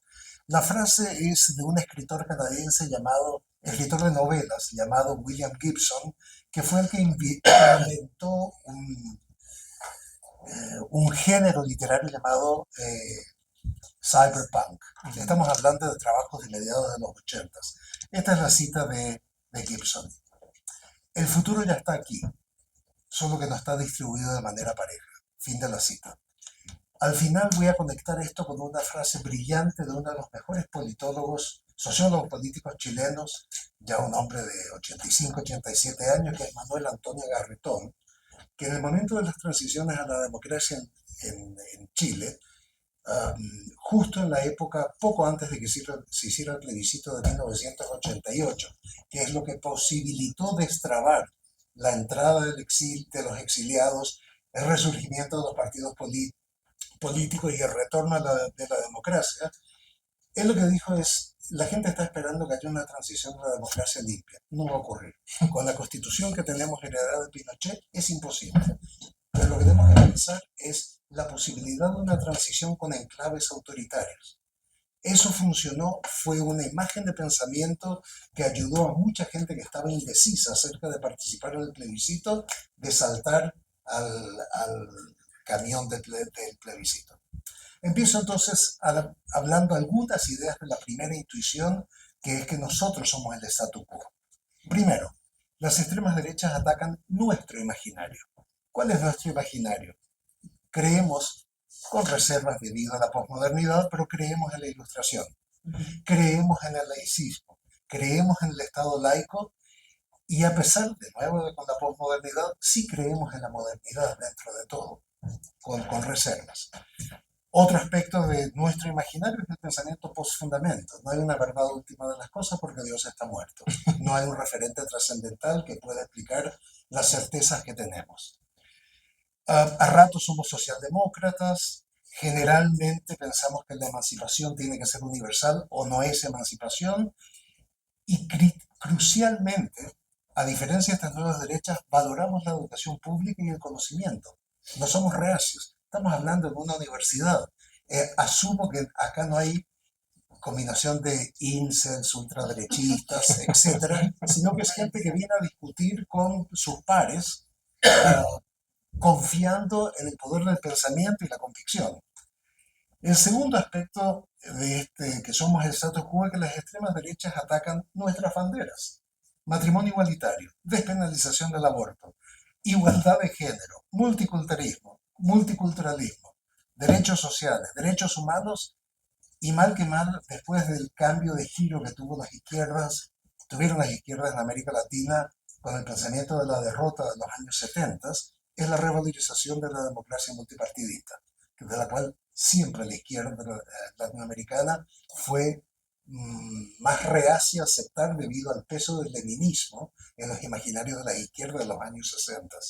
De hecho, hay un hermoso artículo de Norbert Lechner que trata de trazar el arco conceptual de la izquierda latinoamericana entre finales de los 50, triunfo de la Revolución Cubana, y el presente, donde el presente es un artículo de 1987-88 y lo llamó de la revolución a la democracia, el paso de Lenin al multipartidismo.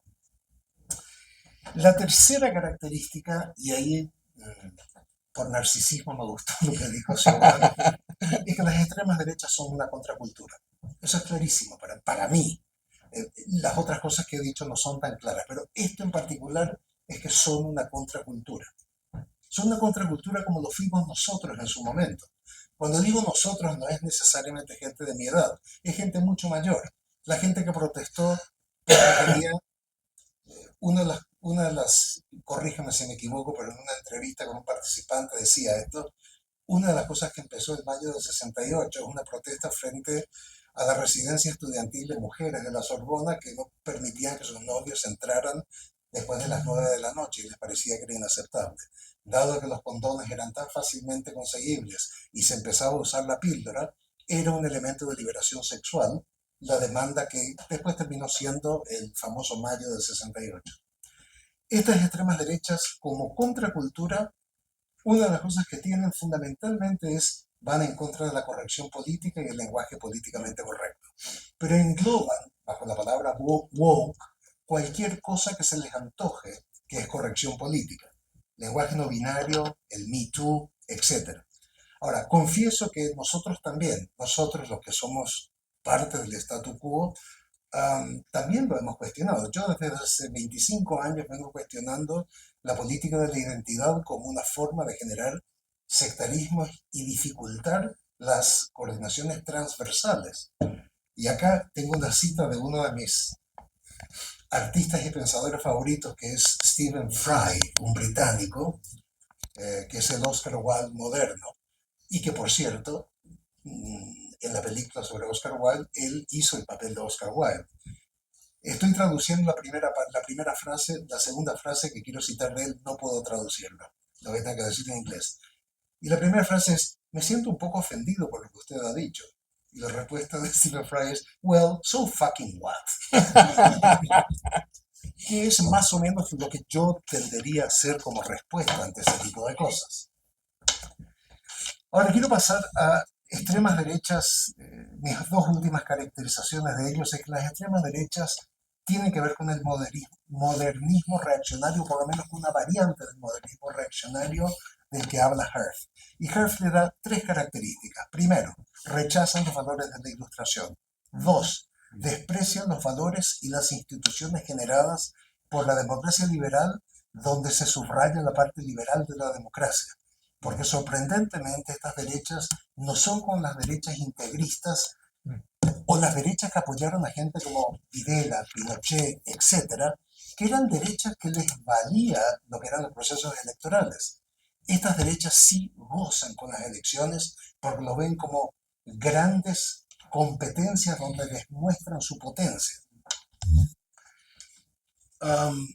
Y el último punto que presenta Herf, el tercero, es el entusiasmo por la tecnología.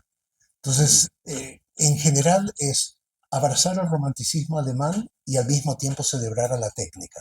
Eso es básicamente la tesis que defiende en su libro este autor. Yo le agrego un cuarto elemento, que es un nuevo tipo de capitalismo que no es necesariamente neoliberal, sigue siendo capitalismo, no hay ninguna duda acerca de esto, pero es antiglobalista. En este momento, si ustedes ven los debates sobre los aranceles de Trump, sobre el Brexit y compañía, el nombre Organización Mundial de Comercio no aparece en ninguna parte.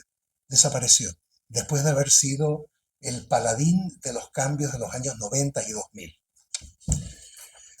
Lo último es que las extremas derechas son revolucionarias. ¿Y son revolucionarias por qué? Porque no es que creen de que hay un statu quo que ha sido pervertido por gente como nosotros. Ellos creen que el status quo no es rescatable y la única forma de intervenir es refundarlo. Son poder constituyente, lo que a nosotros nos gusta decir poder constituyente. Quieren transformar el mundo, como en algún momento de la generación anterior a la mía y la generación de varios de ustedes ha querido hacer. Pero siempre entendimos transformar el mundo en otros términos, para que la gente sea más feliz, que sea más igualitaria, que haya más tolerancia. Esta gente quiere transformar al mundo no llevándonos a un status quo antebellum, es refundar el mundo en torno a su manera de ver, de su forma de entender esta modernidad reaccionaria. Ahora, ¿por qué digo que es un paradigma, el cambio de paradigma ya está en curso. Hay un precedente de una revolución que es Thatcher y Reagan, cuando ellos dinamitaron el estado de bienestar, la sindicalización. Vean nada más en los países de Europa, europeos y fundamentalmente en Norteamérica, las tasas de sindicalización cómo han bajado. Crearon el liberalismo y crearon un nuevo individualismo donde el consumo no era visto como algo malo. Este sociólogo, Lipovetsky, hablaba de un libro llamado El Crepúsculo, no es un gran libro, pero en El Crepúsculo del Deber, lo que decía es que la modernidad lo que pudo resolver es la laicización de los valores.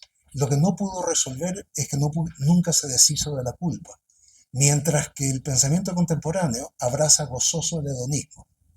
Eso es algo de que ellos están reconstruyendo con un nuevo individualismo donde ellos no tienen problema de gozar la vida y mientras ven el dolor de los adversarios.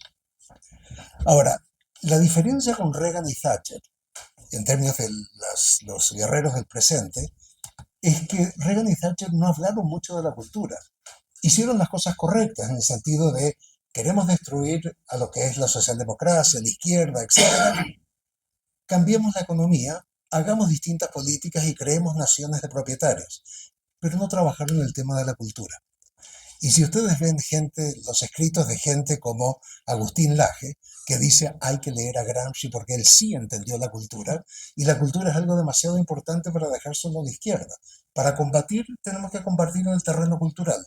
Y lo están haciendo, desgraciadamente, mejor que nosotros, mucho mejor que nosotros. Como Gramsci. ¿Ya? Lo que pasa es que me meto en el personaje de la derecha. Ya, pero cortaste. Funciona, ¿viste? Hoy las derechas están siguiendo esta idea de que la ideología se encarna en instituciones, que es una de las ideas que heredamos de Gramsci. Y si se encarnan en las instituciones, intervengamos en las instituciones. La primera ministra de Educación que tuvo Bolsonaro era una predicadora evangélica. Y ella, lo que hizo después de jurar, dijo, as meninas de rosa, os meninos de azul. Los niños de azul, las niñas de rosa, lo cual estaba estableciendo la heteronormalidad que iba a propugnar durante su administración como ministra de Cultura, porque se da cuenta de que hay que intervenir en los colegios y desde ahí hay que ir transformando a la gente. Por eso su interés en cortar el financiamiento de las universidades, obligarles a pasar sus programas a los profesores, como fue el acuerdo con la Universidad de Columbia, obligarles a entregar los syllabus, que son los programas que vas a presentar en el próximo semestre, tienen que pasar por un comité dentro del departamento, pero ese comité tiene delegados del gobierno que también tienen que revisarlo. Entonces ahí están haciendo lo que nosotros tanto hablamos de la reforma moral e intelectual y crear un nuevo sentido común.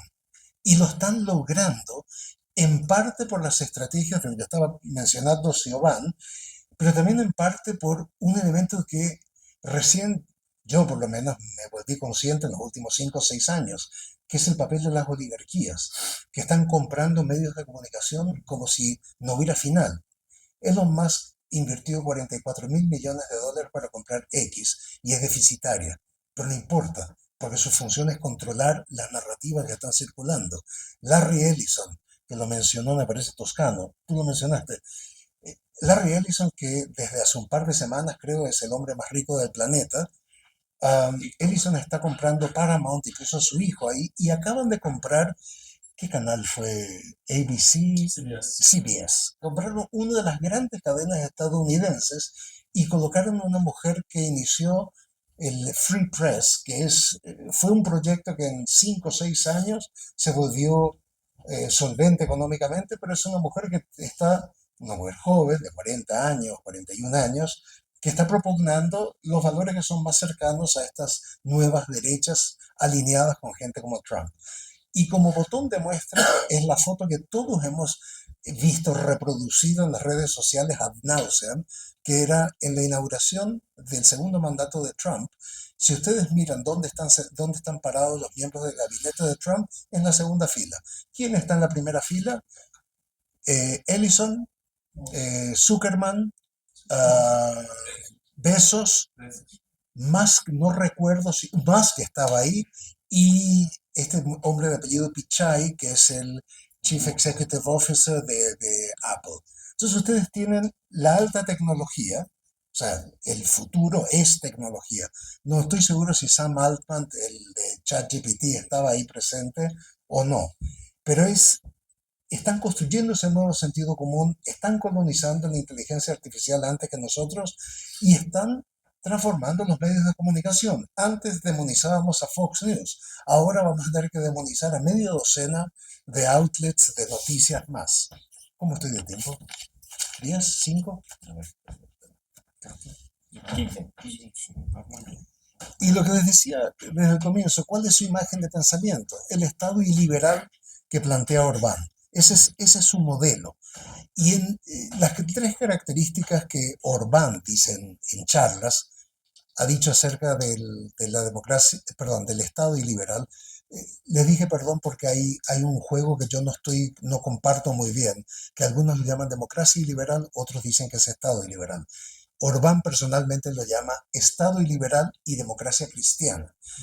No democracia cristiana como la conocimos de los años 60 de partidos de católicos progres que habían sido influenciados por el Concilio Vaticano II y que mandaban a sus hijos e hijas progres a estudiar a lo vaina. No estamos hablando ya de eso. Estamos hablando de una democracia cristiana donde Orbán dice, democracia cristiana, como su nombre lo indica, tiene que defender los valores cristianos. Y los valores cristianos son matrimonio heterosexual, cultura cristiana. Segundo punto, bueno, vean, esto es un justificativo para el anti-islamismo. Segundo elemento es en contra del liberalismo democrático y entienden por liberalismo el multiculturalismo. Dicen que el multiculturalismo entra de la mano del liberalismo y es hora de combatirlo. Y en contra del liberalismo también incluyen el uso discrecional, la aplicación discrecional de las libertades civiles. Si son nuestros amigos, no hay ningún problema. Si son nuestros enemigos, no vemos la forma de eliminar las libertades civiles para ellos, pero limitar su alcance y aplicarla de manera discrecional. Y el último elemento es el privilegio del etnos por encima del demos. Nosotros nos acostumbramos a pensar la democracia como corresponde, con la categoría laica del demos. Ellos están reviviendo la idea de etnos, pero una idea dinámica de etnos. Se basa en algunas cosas que son reaccionarias, pero muchas de ellas dinamizando de acuerdo a las necesidades del discurso político. Y ahí es donde aparece la resistencia a la migración.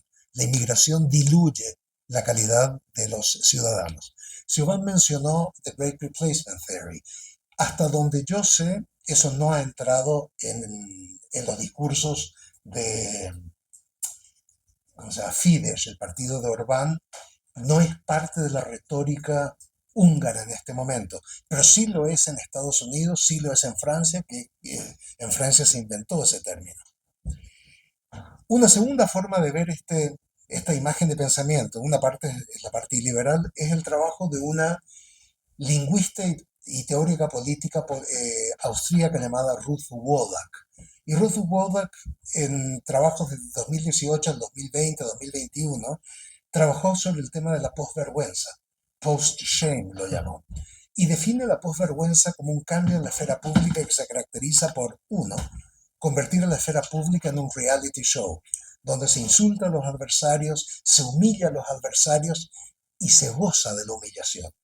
Y la segunda característica es el uso de la violencia arbitraria, que va a ser siempre legítima si se usa en contra de nuestros adversarios. Ahora, para mí, por casualidad, vi un documental acerca de qué es lo que hizo Hitler con las SA después de tomar el poder en 1933. Se volvieron impresentables y los mató a toda la dirigencia en la noche de los cuchillos largos. Pero antes de matarlos tuvieron un valor instrumental. Entre el 1928, que tuvieron la primera presencia electoral, los nacionalsocialistas, pero creo que sacaron algo así como 5 o 6% de los votos, desde ese momento en adelante, ¿cómo se dividieron el trabajo? Hitler y un equipo de gente que lo apoyaba, como ¿cómo se llama? El que estaba a cargo de propaganda. Goebbels y compañía hacían la parte político-electoral. ROHM, que era el jefe de la GSA, hacía la parte de represión en las calles. Entonces eran momentos de enfrentamiento entre gente armada del Partido Comunista Alemán y gente armada del Partido Nazi en connivencia con la policía que salía a reprimir. Entonces, el uso de la violencia instrumental, pero la violencia en serio, no es decir, te voy a pegar si no te portas bien, sino que ir, pegar y en muchos casos matar. Ahí es donde viene de vuelta esa idea que les planteé hace un rato, basándome en cosas que había dicho este periodista Horowitz, que es la combinación de victimización con un fuerte sentido de resentimiento, lo que te genera es revanchismo. Y el revanchismo, la gente puede pensar que es algo feo, y lo es, pero moviliza a la gente. La gente se apasiona con su resentimiento, particularmente el resentimiento si eres hombre, blanco, pobre y sin educación universitaria. ¿Qué es lo que te queda? Que un inmigrante sea inferior a ti, que un hombre afrodescendiente sea inferior a ti, que una persona gay sea algo inaceptable para ti. Y encuentran, con ese resentimiento está encontrando un cauce, o más bien ya lo encontró el cauce y lo estamos viendo. Paso al penúltimo punto, que es dónde nos equivocamos. Y creo que creímos demasiado en el uso público de la razón, pensando que los demás también lo harían.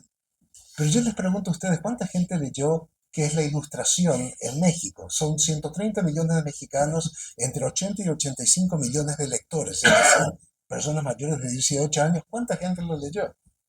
Además, ¿quién es Kant? La gente que lea a Kant se va a preguntar la crítica de la razón pura, crítica del juicio, qué es lo que dijo en tal párrafo.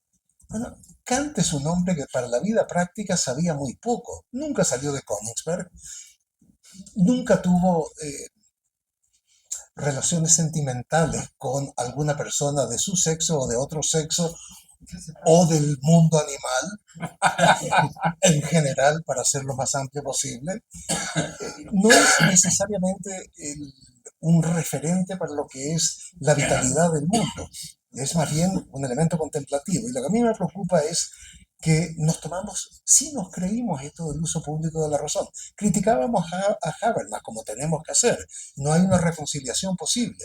Pero practicábamos el lenguaje basado en evidencia. Tratábamos de justificar lo que decíamos, por lo menos con argumentos y citas y cosas así. Pero todavía seguimos con la superstición, la religión, el pensamiento mágico, teorías de la conspiración, gente que compra una cosa llamada melate. La ciencia detrás del melate es exactamente eso. Melate, que esta combinación de números va a ser buena para ganar. Y ahí es donde me aparece nuevamente Lipovetsky de una frase que yo pensé que era genial hasta darme cuenta que es una frase que nos demuestra nuestro fracaso, que es: Dios ha muerto y a nadie le importa un bledo. Eso es lo más extraordinario. La muerte de Dios para nosotros era el tránsito de los significados trascendentales para usar la frase de Derrida, a la estructuralidad de la estructura. Creíamos en las cosas que eran puramente relacionales, que las cosas cambiarían, pero a nadie le importa que haya muerto Dios. Eso es terrible, particularmente cuando estamos pensando en la derecha. Y ahora vuelvo a la cita de William Gibson, porque cuando Gibson dice que el futuro ya está aquí, pero no está bien distribuido, y lo combinamos con la tesis de Garretón de que vale la pena participar en el plebiscito de 1988 porque somos capaces de producir una democracia con enclaves autoritarios, pensemos que esta idea de que el futuro ya llegó y el futuro es la contracultura de las nuevas derechas, pero que no está distribuido de manera pareja. Y al no estar distribuido de manera pareja, tenemos espacios de resistencia. Van a haber esos espacios de resistencia siempre, que es la figura invertida de Garretón. Garretón planteaba, van a haber enclaves autoritarios. Nosotros estamos planteando, va a haber enclaves de resistencia. Además, recordemos, como dicen muchísimos comentaristas, estas nuevas derechas todavía pierden elecciones. Entonces no hay ninguna garantía de que van a seguir mandando a nivel con la legitimidad de procesos electorales. Una segunda opción de qué podemos hacer es el libro de Alejandro Grimson, Desquiciados, que es un libro, un libro editado por Alejandro que es sobre las derechas, y mencionan cosas como, por ejemplo, pensar en el cordón sanitario a las derechas, no hablar tibiamente de los extremismos, no participar para nada en sus gobiernos, no aliarse con ellos circunstancialmente en torno al tema A, B o C. Y recordar siempre, creo que esto para mí es lo principal, recordar siempre que el llamado anarcosindicalismo no sobrevive sin el Estado. Es anarquista, pero requiere del Estado para que le haga el trabajo sucio. Perdón, anarcocapitalismo, perdón. Sí. Yo estaba un poco perdido. Yo estaba de acuerdo.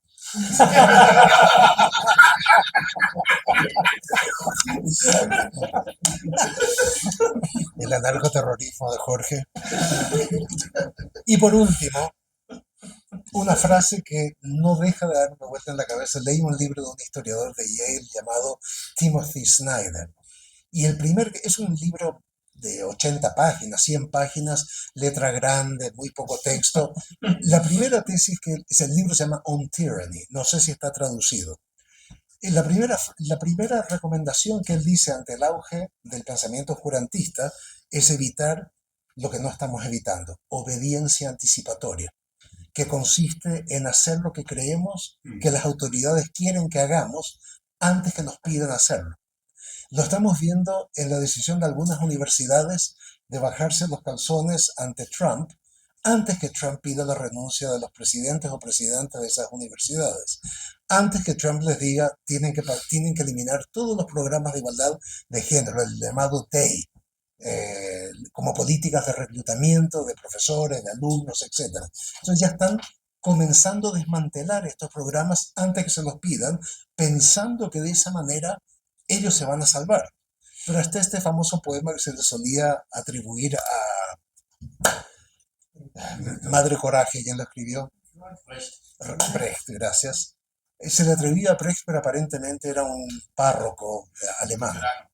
¿Cómo? Sí, un pastor luterano. Y la frase es, cuando vinieron por los judíos yo no hice nada porque no era judío. Cuando llegaron por los socialistas no hice nada porque no era socialista. Cuando llegaron por mí ya no había nadie que pudiera rescatarme. La obediencia anticipatoria, necesitamos realmente convencer a la mayor cantidad de gente posible de que no es el camino y hay que denunciarla continuamente. Gracias. Revista Común, Memorias, Combates y Proyectos.